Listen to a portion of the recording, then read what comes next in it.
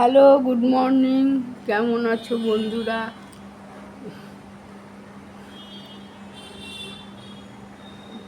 শুভ সকাল, সবাই ভালো থাকো বন্ধুরা। আমিও ভালো আছি। উঠেছি 9টায়। বাপ্পাকে খাবার টাবার সব তৈরি করে দিলাম, খেয়ে গেল, নিয়ে গেল, চা খেলো। ওই যে স্যারের ওখানে অ্যাকাউন্টসের কাজ করতে স্যার খানিকটা করে রেখেছে, ওই পেন ড্রাইভে উঠাবে আর ও কী করবে হয়তো করে আসবে। ওই জন্য খাবারটা রোদ্দুর চলে গেলে আসবে হয়তো। তোমাদের জন্য সকাল সকাল আসতে পারলাম না, কি করব। সকালবেলায় এতক্ষণ দৌড়ঝাঁপ হলো, আর ঘরেতে থাকলে তো বাবারে বাবা জানোই তো, আমাদের দুজনেরই খটর খটর লেগে থাকবে, ঝগড়া। ও এক কথা বলবে, আমি এক কথা বলবো, দুজনের হবে ঝগড়া। ওর জন্য ও না থাকলে শান্তিভাবে কথা বলতেও পারি, ও ভিডিও করতে পারি। আরেকটা কি বলে, শুভ সকাল বন্ধুরা, সবাই ভালো থাকো। কি বেশ, আরে মুখস্থ করি, এক একজন বলে তো বেশ সুন্দর করে, ওগুলোকে মুখস্থ করি, ভুলে গেছি। কি বলবো, ভুলে গেছি। যাই হোক বন্ধুরা, ভালো থাকো, যে যেখানেই থাকো ভাই, ভালো থাকো, ভালো থাকো, ব্যাস।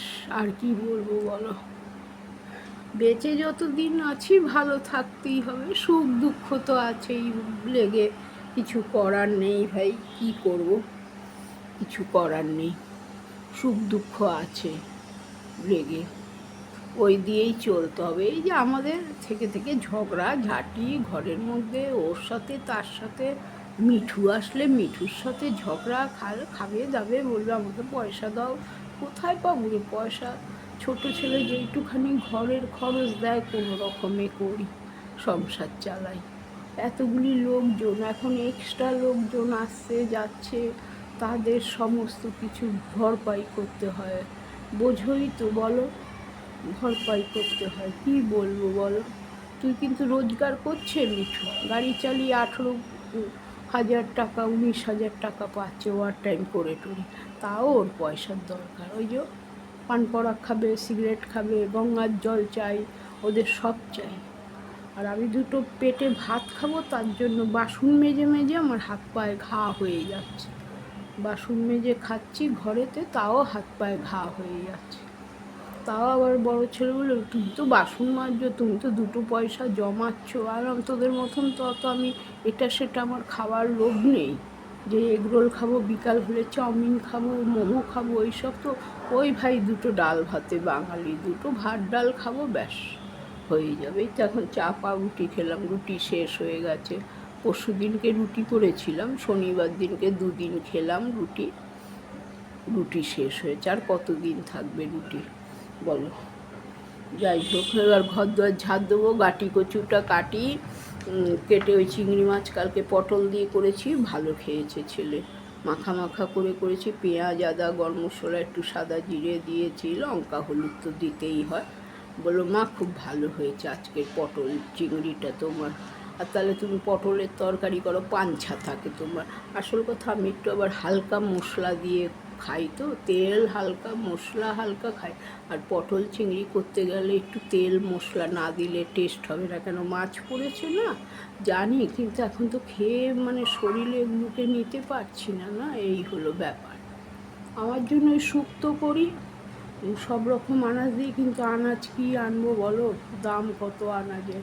60 টাকার কমে কিছুই নেই। 50 টাকা পেঁপে আমাদের এখানে, 50 টাকা করে পেঁপে, বরবটি 60, বেগুন 60, ভেন্ডি 60, ঝিঙে 60, এগুলো তো লাগেই তোমার করতে, শুক্তো বানাতে। আছে একটা কাঁচকলা, দেখি ভাবছি একটু সেদ্ধ করে নেবো কাঁচকলাটা, তাহলে আর ভালো থাকবে না, কাঁচকলাটা নষ্ট হয়ে যাবে। 1-2 সপ্তাহ হয়ে গেল শুক্তো করবো বলেই রেখেছি, কিন্তু শুক্তোটা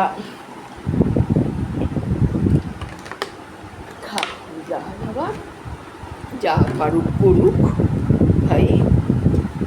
বাবাকে বলেছি ঠিক আছে, এইবারে এনেছিস চল বাবা, 2,000 টাকার আনা হয়েছে জিনিস, ওই তো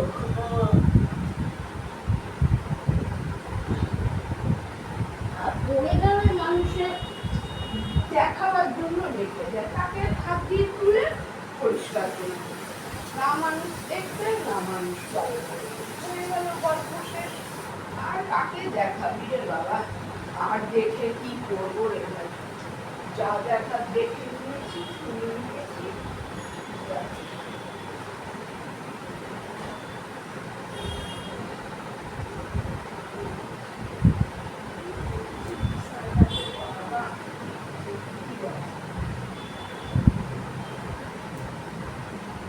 সব জায়গার মধ্যে রেখেছে, বৃষ্টি হলে আমার আবার উঠিয়ে সব ঠিক করতে হবে।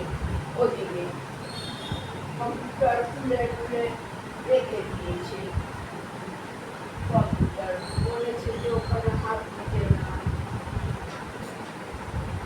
ভাবছি আলু দেবো না, শুধু গাঠি কচু দিয়েই তরকারি করি, গাঠি কচু দিয়েই তরকারি করি শুধু। সব কম্পিউটার খুলেছে,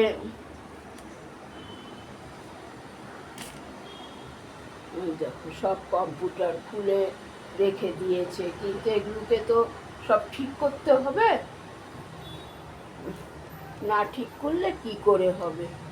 বৃষ্টি আসবে ঝপঝপ করে, খাটের উপরে দৌড়ে তো উঠতে পারি না আমি, আবার খাটের উপরে বাবারে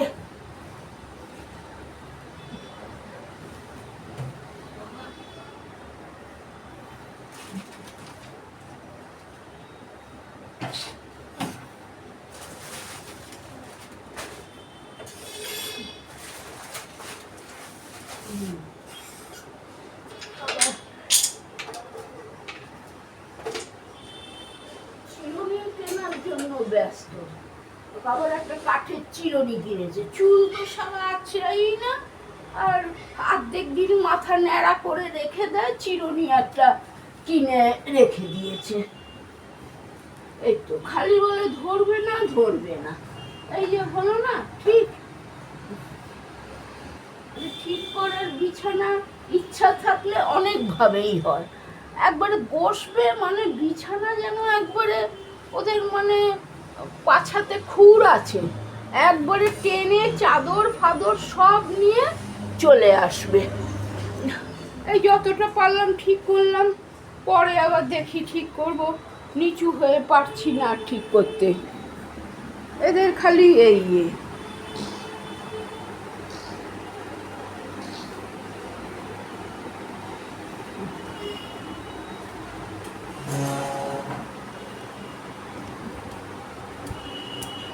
এটা কি জং ধরেছে, একটু তেল দেবো ভাবছি।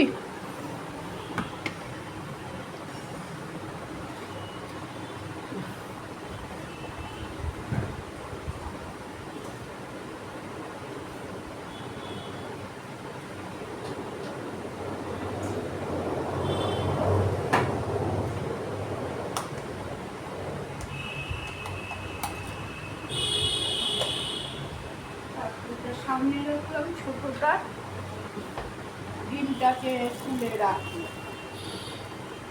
কালকের 100 টাকা পাবে, ওই আনলো জিনিস, আজকে তো বললো না, যেই বললাম 1000 টাকা রাখে দে ইয়ে রেতে কি বলে ওই গ্যাসের বইতে, কেন গ্যাস আসলে তখন আবার তোর থেকে রাখ, আমি দেখি যদি আপনি কিনা দেখি, আবার না রাখলে তো আবার আরো সমস্যায় পড়বো আমি।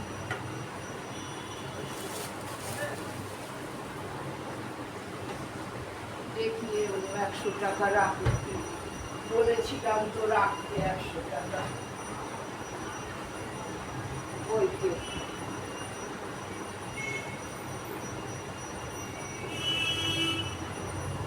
বইটাকে দিয়েছে দিয়ে রাখে, বলতো কি সমস্যা এদেরকে নিয়ে, সত্যি বাবা, টাকাও রাখেনি, বললাম 100 টাকা বইতে রেখে 1000 টাকা রেখে দে বইতে, রাখেনি।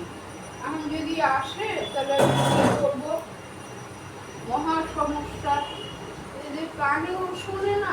এক কথা যদি দুবার বলবো তো আমি কি বয়রা, আমি কি কানে শুনি না, এই বলবে, আবার রাখি না।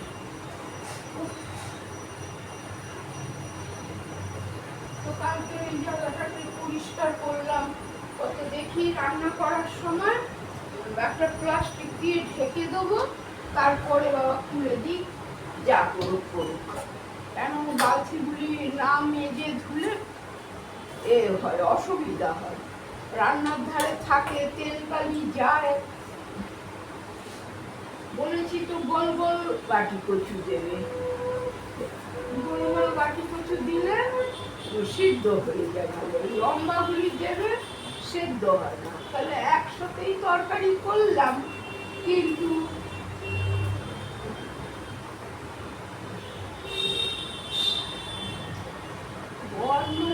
কাকে আর কি দেখাবি রে ভাই, কি আর দেখবো, যা দেখার দেখে নিয়েছি, যা শুনবার শুনে নিয়েছি, যে কদিন আছি চলছে, ব্যাস। যেটা খারাপ হবার হয়ে গেছে, আর কিছু করার।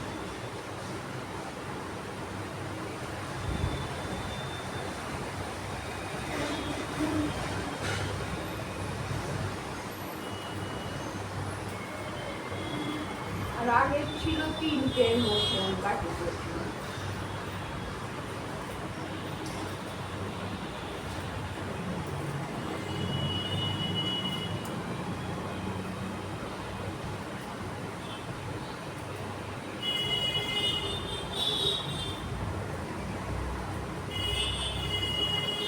ভাবছি আলু দেবো না, শুধু বাটি কচু আর চিংড়ি দিয়ে করবো, পেঁয়াজ দেবো, আদা দেবো,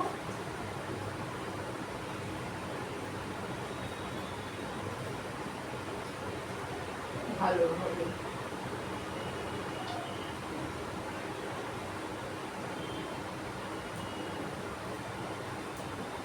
গেল আগে, এখন আর ফোন করে বলবো না, গেছে মেট্রো ধরেছে হয়তো,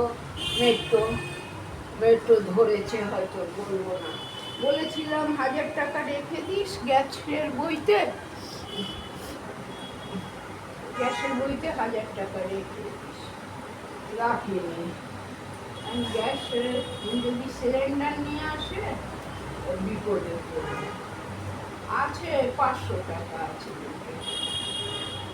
বাকি কি ওরা দেবে, যে আচ্ছা বাবা পরে এসে নিয়ে যেও।